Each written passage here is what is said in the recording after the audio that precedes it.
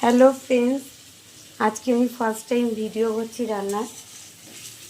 আজকে আমার বাড়িতে রাতে মুরগির মাংস হচ্ছে, তো আমি সেটাকে ভিডিও করছি। মাংসটা আমি পুরো সর্ষের তেলে বানাচ্ছি। আর প্রথমে আমি তেল গরম করে নিয়ে আলুটাকে লাল লাল করে ভেজে নিলাম।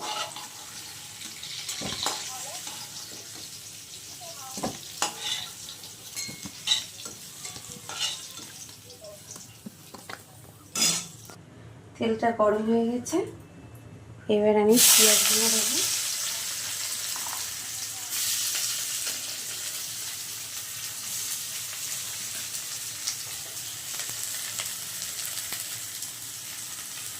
আর একটা জিনিস বলা হয়নি, যেটা আমি মাংসটাকে সকালে ধুয়ে মশলা মাখিয়ে ম্যারিনেট করে ফ্রিজে রেখেছিলাম। পেঁয়াজটাকে দিয়ে নাড়াচাড়া করার পরে আমি একটু লবণ দেবো। লবণটা দিলে পেঁয়াজটা মজে আসবে তাড়াতাড়ি, ভাজাটাও আমার তাড়াতাড়ি হবে। এর মধ্যে আমি দিয়ে দেবো, আমি কাঁচা লঙ্কা ব্যবহার করি, কাঁচা লঙ্কা দিয়ে দেবো।